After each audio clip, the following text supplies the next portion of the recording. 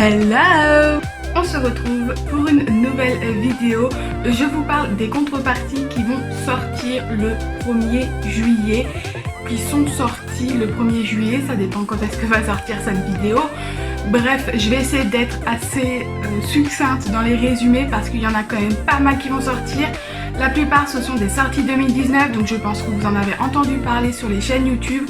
Donc voilà, je vais juste essayer de vous résumer rapidos un petit peu pour vous aider peut-être à vous aiguiller un petit peu dans votre recherche et dans vos choix, si je puis dire, parce que je vous rappelle que nous avons besoin de vous, donc il n'y a pas de choix à faire en fait. Si vous en avez plusieurs qui vous plaisent, prenez-les tous. Vous embêtez pas, prenez-les tous, ça ira très bien. Alors je plaisante, mais je suis aussi un petit peu réaliste. C'est que en effet, nous avons vraiment besoin de vous pour terminer cette campagne et même plus, puisque nous vous avons dévoilé il y a peu sur les réseaux sociaux que nous avons trouvé la salle que nous voulons. Et donc on a besoin d'atteindre non seulement l'objectif, mais franchement, si on pouvait le dépasser, ça nous aiderait grandement. Donc voilà, n'hésitez pas à aller participer. Et donc là, les contreparties que je vais vous présenter pour cette semaine, donc du 1er juillet, mais aussi celles qui vont arriver pour le 8 juillet, croyez-moi qu'il y a du lourd et que franchement, vous allez adorer ces contreparties. Bref, j'avais dit que j'allais faire court. On en est à 2 minutes pour l'introduction. Donc je m'arrête là et on y va.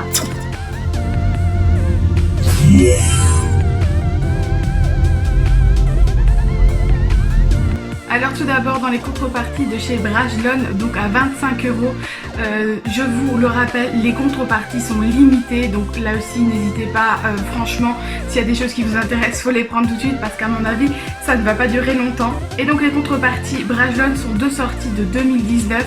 La première c'est Apocalypse Blue, je ne sais pas trop le prononcer, Apocalypse Blue de Chloé Bertrand. Et c'est donc dans la collection Big Bang, voilà, c'est leur nouvelle collection de chez Brajlon. On est ici dans un roman d'aventure et d'anticipation puisqu'on va suivre 4 jeunes de 10 à 20 ans qui malheureusement sont sur une terre qui a été dévastée. Il y a des tornades, des tsunamis, des inondations, bref, rien de bien cool. Et ils vont tout simplement devoir survivre. On va les suivre dans leur fuite face à un territoire un petit peu compliqué puisqu'ils vivent aux 4 coins du monde. Mais aussi dans leur recherche de leur famille, d'un lieu de sécurité, etc. En tout cas, il promet de belles aventures. Le deuxième de cette contrepartie, il s'agit de Le Serment de l'orage de Gabriel Katz. Ici, pour résumer vraiment très brièvement de ce que j'en ai compris, on va suivre 2 chevaliers qui partent avec honneur et bravoure essayer de sauver le monde. Malheureusement, apparemment, les choses ne se passent pas aussi bien que prévu. Malheureusement, il est écrit que des phénomènes inquiétants pourraient faire penser à une malédiction et que le diable serait présent. Donc on ne sait pas trop, mais on va voir comment nos 2 chevaliers peuvent s'en sortir dans cette histoire. On passe aux contreparties de AC Éditions et là nous avons également 2 livres papier à vous proposer. Le premier, il s'agit des Chroniques de Saint-Marie de Jody Taylor. Et celui-là, franchement, il me donne vraiment bien envie puisqu'il s'agit de voyage dans le temps. On va suivre ici Madeleine Maxwell, historienne qui vient de terminer ses études et rentre dans l'Institut Saint-Marie.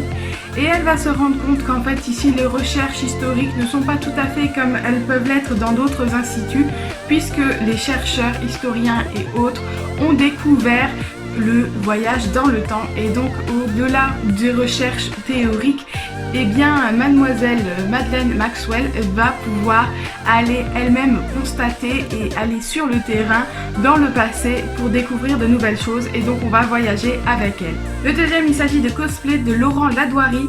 Ici nous retrouvons Adamas qui est un riche milliardaire et qui veut la faillite de 1T qui est un genre de jeu vidéo.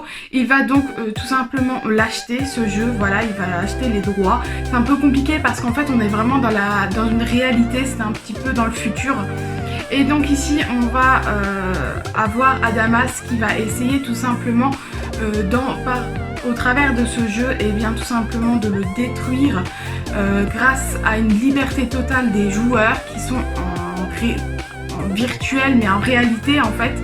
Et nous avons une jeune héroïne qui va essayer de mettre en place une résistance au travers de ce jeu. c'est un petit peu compliqué à vous expliquer, je vous avoue, n'hésitez pas à aller voir le résumé, mais moi quand il s'agit de technologie, j'ai toujours un petit peu de mal puisque ce n'est vraiment pas du tout mon rayon. Passons maintenant aux contreparties de Lynx qui nous a franchement bien aidé et qui nous offre beaucoup de livres. Nous avons ici pour le 1er juillet des contreparties avec les anciens, ce que nous appelons les anciens livres, puisque ce ne sont pas les sorties 2019. Les sorties 2019, vous les retrouverez le 8 juillet, ne vous inquiétez pas.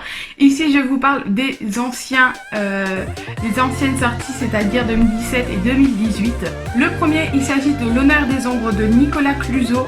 Le résumé est très succinct. Ici, on est en été 2016 à Istanbul et on va suivre une jeune femme qui va découvrir qu'elle a des pouvoirs chamaniques, mais en même temps, il va y avoir un coup d'état au Rise et on n'en sait pas plus. Je trouve que le résumé est très intriguant et que ça promet franchement de belles choses pour le livre en lui-même.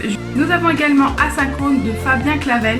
Ici également on va parler de voyage dans le temps puisque nous allons retrouver Cora qui est devenue orpheline suite à un accident que ses parents ont eu avec un genre de machine à voyager dans le temps. Et Cora ainsi que d'autres personnes se disent que cet accident n'est peut-être pas tout à fait anodin et qu'il ne s'agit peut-être pas forcément d'un accident. Cora va donc essayer tout simplement de comprendre un petit peu ce qui s'est vraiment passé, mais nous avons un petit souci, c'est qu'elle va pouvoir voyager grâce à cet accident. Elle a eu des pouvoirs, elle va pouvoir voyager dans sa propre histoire, mais bien sûr il y a des conséquences à ce pouvoir. Nous avons ensuite Memory, alors je n'arrive pas à retenir son nom, de Christine Ferré-Fleury, un peu compliqué. Et donc ici on va suivre, comment s'appelle-t-elle, Mem, je ne sais pas trop comment ça se prononce, Mem, qui est un petit peu prisonnière de son frère et de son frère Sam et de l'inquiétant Joris. Je regarde par là parce que j'ai mes petites notes, je ne connais pas tous les livres par cœur. Et donc on va suivre ce trio avec Mem qui est un petit peu persécutée et qui n'a rien le droit de dire, rien le droit de faire. On parle dans le résumé qu'elle a des ailes qu'elle n'a pas le droit de déployer. Et un jour, leur cachette est découverte. Ils vont donc fuir. Dans sa fuite, Mem va rencontrer une vieille femme qui va l'héberger et qui va l'aider. Elle va découvrir alors une passion pour l'écriture dans lequel elle va pouvoir mêler un petit peu ses souvenirs, son passé, son présent. On poursuit avec Dust Bowl de Fabien Fernandez. Alors je ne sais pas si je prononce le nom du titre correctement parce que je n'ai pas un bon accent. On se retrouve ici en Oklahoma en avril 1935.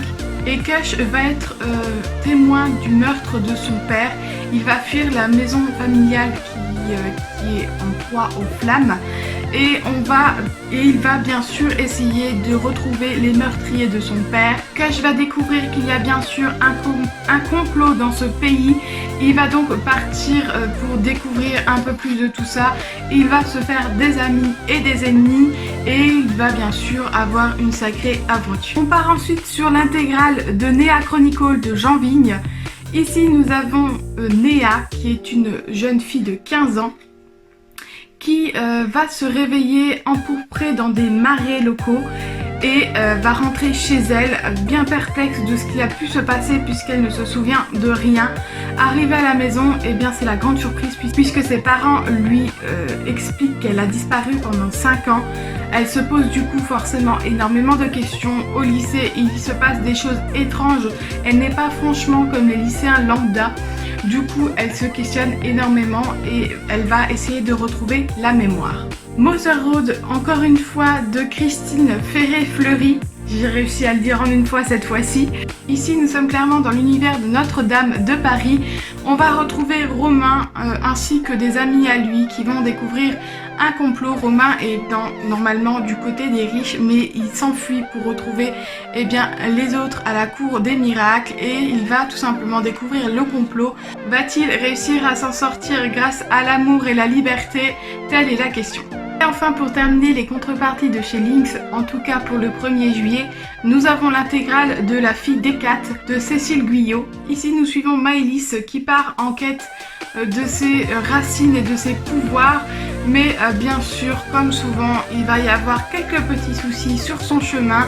Va-t-elle y arriver? La prochaine contrepartie, je ne peux pas franchement vous en dire plus que simplement le titre. Je voulais tout de même le mentionner ici puisqu'il s'agit d'une sortie de la rentrée littéraire. C'est le nouveau Vincent Tassi avec Loin de lui le soleil. Et donc nous n'avons pour l'instant ni couverture ni résumé, mais ça promet comme toujours avec Vincent Tassi. Beaucoup d'entre vous l'ont apprécié. Il est fait partie des finalistes du PLIF 2019, donc nous sommes super contents de pouvoir vous proposer 5 exemplaires. Je rappelle que les contreparties sont limitées.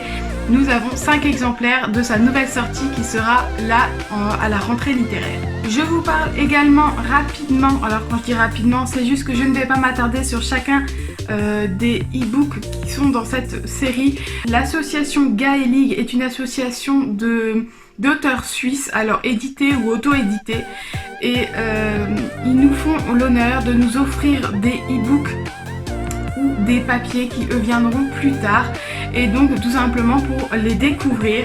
Il y a beaucoup d'e-books différents. Malheureusement, si je continue avec tous les e-books, je ne vais pas réussir à faire cette vidéo en entière, donc je vous propose de les mettre dans le lien, et puis vous les retrouverez également sur la page Ulule. Donc cette contrepartie là, ce sera les e-books. Il y en a quand même pas mal à découvrir, et donc tous des auteurs suisses. J'espère qu'ils vous plairont. On passe aux contreparties de Nemos. Ici aussi, je vais vous parler des contreparties des anciennes sorties, c'est-à-dire avant 2019. Parce qu'il y aura également des sorties 2019 de chez Nemos, mais pour le 8 juillet. Donc surtout, restez connectés. Donc ici, nous avons 3 livres papier à vous présenter. Le premier, il s'agit de Chevaucher Brume. Alors je regarde parce que j'ai pas retenu le nom de Thibaut Latil-Nicolas. Alors j'essaye aussi de baisser un petit peu le ton parce que je parle très fort et que j'ai mon petit cœur qui est en train de dormir à côté, qui fait sa sieste. Donc je crois que je l'ai déjà réveillé une fois ou deux.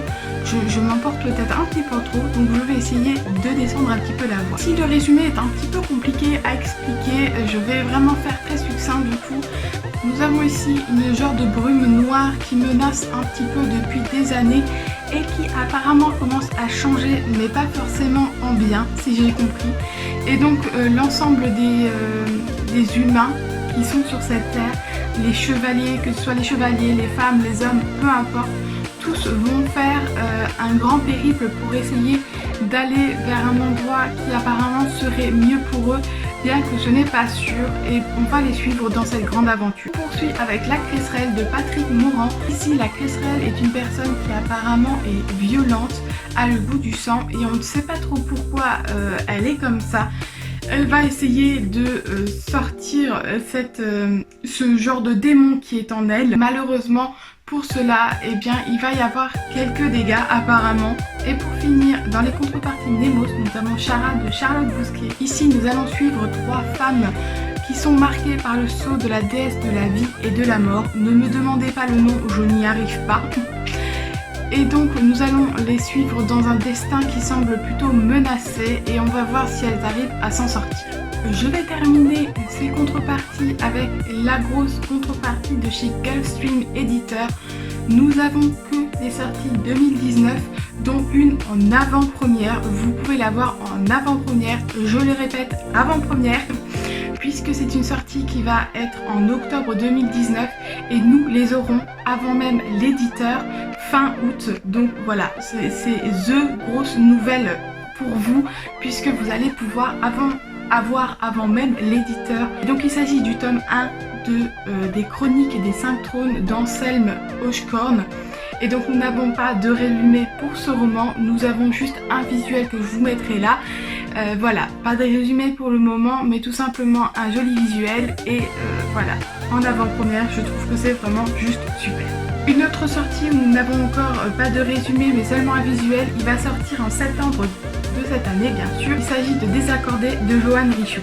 Nous avons ensuite Blé Noir de Aurélie Wellenstein, qui, je le rappelle, est également une finaliste du PLIF 2019. Le résumé est super intéressant puisqu'ici on va suivre Lilian, qui fait partie d'un réseau de hackers qui va essayer de montrer au travers des réseaux sociaux le destin des animaux aquatiques qui n'est pas forcément super cool, et il va découvrir Blé qui a un passé qui est plutôt énigmatique, et donc ensemble ils vont essayer de continuer à montrer un petit peu le côté mauvais des centres aquatiques et du sort réservé aux animaux, mais apparemment le passé de Blé va la rattraper et ils vont devoir fuir. Je trouve que franchement ce résumé est juste super intéressant et moi il me donne vraiment très envie. Et pour finir, nous avons Totem Tom qui est le premier tome de Patrick Maxper. Et ici on va donc suivre Tom qui se retrouve dans un endroit bien bizarre. Il ne sait pas trop s'il est dans un cauchemar ou dans la réalité, mais très vite sa vie est en danger et ça il le comprend vraiment rapidement. Du coup il va essayer déjà dans un premier temps de s'en sortir. Il va découvrir qu'il n'est pas là par hasard et il va lever le voile sur ses origines et ses pouvoirs, mais à quel prix et surtout va-t-il s'en sortir? Voilà, ça fait bien longtemps que je vous parle, j'espère que cette vidéo ne sera pas trop longue. Je suis super contente de ces contreparties qui franchement donnent bien envie, et pour ma part je craquerai bien pour certains d'entre eux, je vous l'avoue. Je vous rappelle que les contreparties sont limitées, donc n'attendez pas, foncez si quelque chose vous intéresse parce que ça ne restera pas là longtemps, ça c'est sûr et certain. Et en plus ça nous aide, franchement ce serait cool. N'hésitez pas donc à aller voir la page Ulule, toutes les infos sont en bas dans la barre d'infos comme d'habitude. Je vous retrouve la semaine prochaine pour de nouvelles contreparties super bien également, voire peut-être pour certaines encore mieux, je ne sais pas, ça dépend de ce que vous aimez, mais franchement je suis impatiente de vous parler des livres de la semaine prochaine également. Bref, j'avais dit que j'allais faire court, je m'arrête là. N'hésitez pas, allez-y, donnez-nous de l'argent. Bref, encore une fois, je vous souhaite de bonnes lectures et je vous dis à la semaine prochaine. Bye!